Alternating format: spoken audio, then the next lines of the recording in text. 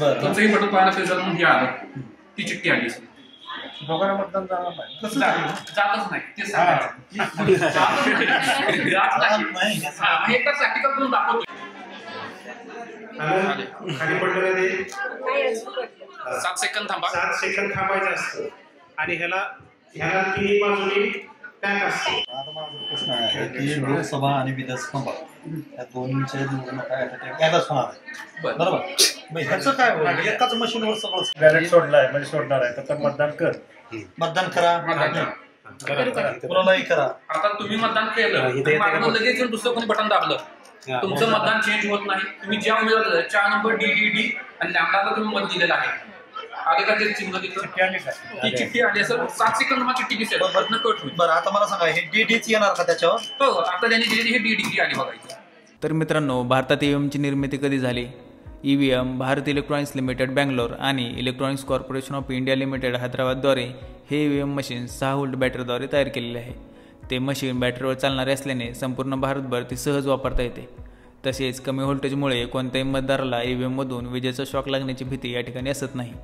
एका EVMमध्ये जास्तीत जास्त 3840 मते नोंदवता येतील. तसेच जास्तीत जास्त 64 उमेदवारांची नावे EVMमध्ये नोंदवता येतात. एका बॅलेट युनिटमध्ये 16 उमेदवारांची नावे असतात आणि अशा 4 युनिट्स एका EVMमध्ये एकत्र करता येतात. एखाद्या मतदारसंघात 64पेक्षा जास्त उमेदवार असल्यास मतदानासाठी पारंपरिक मतपत्रिका किंवा पेटी पद्धती वापरली जाते. EVM मशीनचे बटन वारंवार दाबून एकापेक्षा जास्त वेळा मतदान करणे शक्य होत नाही, कारण मतदान युनिटमध्ये उमेदवाराच्या नावासमोर चिन्हांकित बटन दाबले की मशीन बंद होते. एखाद्या व्यक्तीने एकाच वेळी 2 बटणे दाबल्यास त्याचे मत नोंदवले जात नाही. अशा प्रकारे EVM मशीन एक व्यक्ती एक मत या तत्वाची खात्री देते. एका अंदाजानुसार EVM मशीनच्या वापरामुळे भारतातील राष्ट्रीय निवडणुकीत सुमारे 10,000 टन बॅलेट पेपरची या ठिकाणी बचत होत आहे. मतपेटीच्या तुलनेत EVM मशीन एका ठिकाणाहून दुसऱ्या ठिकाणी सहज हलवले जातात, कारण ते हलके आणि पोर्टेबल असतात. EVM मशीनद्वारे मतमोजणी वेगाने होते. तुम्हाला हे जाणून आश्चर्य वाटेल की निरक्षर लोकांना देखील बॅलेट पेपर प्रणालीच्या तुलनेत EVM मशीनद्वारे मतदान करणे सोपे वाटते. EVM मशीनद्वारे फक्त एकदाच मतदान करता येत असल्याने बनावट मतदानात लक्षणीय घट झाली आहे. मतदान केल्यानंतर निकाल आपोआप EVM मशीनच्या मेमरीमध्ये साठवले जातात. EVMचे कंट्रोल युनिट मतदानाचे निकाल 10 वर्षांहून अधिक काळ स्मरणात ठेवू शकते. मतदान आणि मतमोजणीच्या वेळी मशीन सक्रिय करण्यासाठी EVM मशीनला फक्त बॅटरीची आवश्यकता असते आणि मतदान संपल्याबरोबर बॅटरी बंद केली जाते. भारतीय EVM सुमारे 15 वर्ष वापरता येऊ शकते. तसेच मित्रांनो, EVM मशीन बंद करण्याची प्रक्रिया काय आहे? तर शेवटच्या मतदाराने मतदान केल्यानंतर कंट्रोल युनिटचा प्रभारी त्याचे बंद करा बटन दाबतो. त्यानंतर EVMमध्ये मत नोंदवता येत नाही. शिवाय निवडणूक संपल्यानंतर पोलिंग युनिट कंट्रोल युनिट पासून वेगळे केले जाते. मतमोजणी दरम्यान निकाल बटन दाबल्यावर निकाल प्रदर्शित होतो. तर बऱ्याच जणांना असा प्रश्न असतो की मतदानानंतर EVM सुरक्षित ठेवण्याची व्यवस्था कशी असते? तर मतदानापूर्वी आणि मतदानानंतर प्रत्येक EVM मशीनवर कडक निगराणी ठेवण्यात आलेली असते. मतदान केल्यानंतर सायंकाळी अनेक लोकांच्या उपस्थितीत मतदान अधिकारी हे मशीन सील करतात. प्रत्येक EVM मशीन एका खास कागदाने सील केली जाते. ही कागदपत्रे खास चलनी नोटांप्रमाणे बनवली जातात. चलनी नोटांप्रमाणेच प्रत्येक कागदावर विशेष क्रमांक असतो. कागदाने सील केल्यानंतर प्रत्येक मशीनच्या आउटपुट भागातील छिद्र धाग्याच्या सहाय्याने बंद केले जाते आणि नंतर ते कागद आणि गरम लाखाने सील केले जाते आणि त्यानंतर विशेष पितळी सील लावून ते बंद केले जाते. सील केल्यानंतर प्रत्येक EVM मशीन मुख्यमंत्री किंवा पंतप्रधानांच्या सुरक्षितेखाली मतमोजणी केंद्रात आणले जाते. मतमोजणी केंद्रावरील प्रत्येक यंत्रावर मतमोजणी तारखेपर्यंत कडक पहारा ठेवण्यात आलेला असतो. तसेच भारताने कोणत्या देशात EVM मशीनची निर्यात केलेली आहे? तर भारताकडून नेपाळ, भूतान, नामिबिया, फिजी आणि केनिया या देशांमध्ये EVM मशीनची निर्यात करण्यात आलेली आहे. 2014 मध्ये झालेल्या अध्यक्षीय निवडणुकीसाठी नामिबियाने भारतात उत्पादित 1700 कंट्रोल युनिट आणि 3500 वोटिंग युनिट्स आयात केल्या होत्या. याशिवाय अनेक आशियाई आणि आफ्रिकन देश भारतीय EVM मशीन खरेदी करण्यात या ठिकाणी रस दाखवत आहेत. बरं, आता माझा प्रश्न आहे की लोकसभा आणि विधानसभा या दोन्हीच्या निवडणुका एकदाच होणार आहे, बरोबर?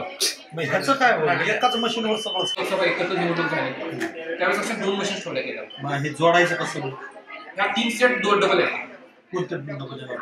1 2 3 डबल. कारण हे एक विधानसभेसाठी एक मशीन आणि लोकसभेसाठी स्वतंत्र मशीन आहे. 2 मतदान कक्ष असतील.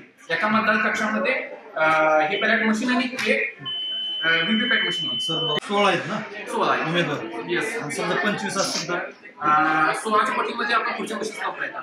परत मग ती जोडायची कुठं? त्या मशीनच्या पाठीमागे जोडायची आणि त्याला पण बॅटरी लावता येते. इकडनं हे बॅटरी लागते त्यावेळेस. आता बॅटरीची गरज नाही, सेकंड मशीन पासून बॅटरी लागते त्याला.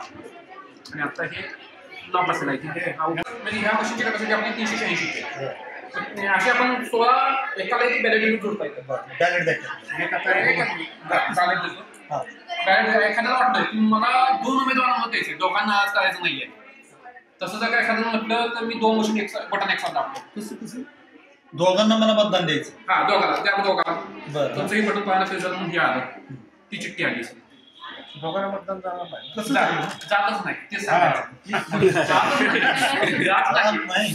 एकदा प्रॅक्टिकल करून दाखवतोय. एखाद्याला मला शंका असेल की मी दोघांना थांब ते बॅलेट ते दाबले कंप्लीट होत नाही तर मी पुढचं मत घेतलं जात नाही. मशीन ऑपरेट करता येते. म्हणजे सील काढल्याशिवाय नाही ना, निवडणूक आयोग तेवढं विश्वास ठेवायला लागेल आपल्याला. नाही पण म्हणजे काय म्हणतात त्याला, विरोधक कायम टीका करतात. ह्यात अजून एक दुसरी गोष्ट, आपल्या मतदान ह्या डिजिटलमध्ये इथं फिजिकलमध्ये झालंय, त्याच वेळेस इथं डिजिटलमध्ये पण सेव्ह झालंय. मतदान काउंटिंग आपलं इथनं होणार आहे, रिझल्टमध्ये होणार आहे. मॅन्युअलला का नाही म्हणतात? बरं आता एकच आहे ना मत, त्याच्यामुळे पुढचं मी सांगतो तुम्हाला. एकच म्हणतं डायरेक्ट पेपर पाहिजे. एकच का नको म्हणतात? कारण अपडेटेशन प्रत्येक गोष्टीत व्हायला अपेक्षित आहे. ही सुलभ आहे पद्धती. अपडेशन कारण आता ह्यामध्ये रिझल्ट काउंटिंग डायरेक्ट रिझल्ट वरून आपल्याला काही उमेदवारांचं दिसतं. 1 नंबरला किती, 2 नंबरला किती, 3 नंबरला किती. आणि मतमोजणी सोपी आहे.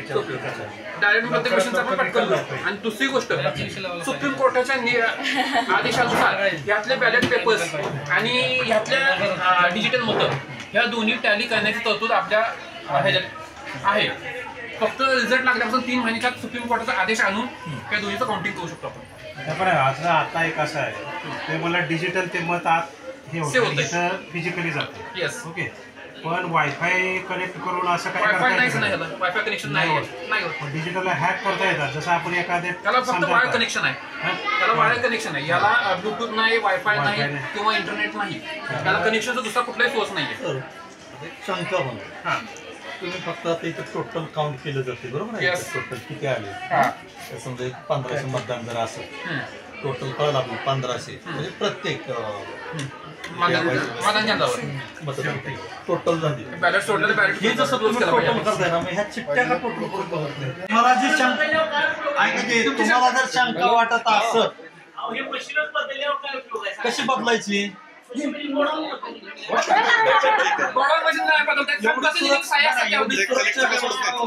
तैनात असती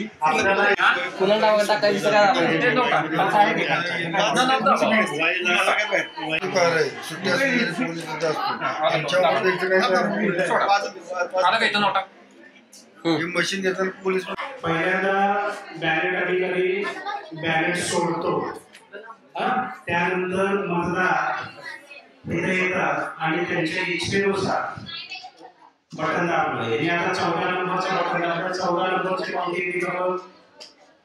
ही पावती येऊन खाली पडेपर्यंत अजिबात इथं हलायचं नाही. ज्यावेळेस खाली पडते त्यावेळेस जायचं. आता तुमचं मतदान झालं असं त्या बीप वरती कळतं. ओके, ही प्रोसिजर आहे. आणि या पद्धतीने ही मशीन निवडणुकीत मतदान करून घेता आपल्याला दिसते. ओके, आता हे चिठ्ठी जोपर्यंत या बॉक्स मध्ये खाली पडत नाही तोपर्यंत आपण इथं हलायचं नाही. 7 सेकंद लागतात. ओके, हे मतदान झालं. दुसरा बॅलेट दाबला. तुम्हाला इच्छुक द्या. आणखी हे येते का? खाली पडलं का ते? 7 सेकंद थांबा. 7 सेकंद थांबायचं असतं. आणि ह्याला 3 बाजूनी पॅक असते आणि एका बाजूने फक्त इकडे असते. तुमचा आता मतदान कंप्लीट झालं, तुम्हाला इथं बदल आला, तुमचं झालं. हे बघा, मॉक आता माहितीसाठी ओपन ठेवलंय त्यावेळेस घरी घेऊन जायचं नाही, ते इथं ठेवायचं कागद.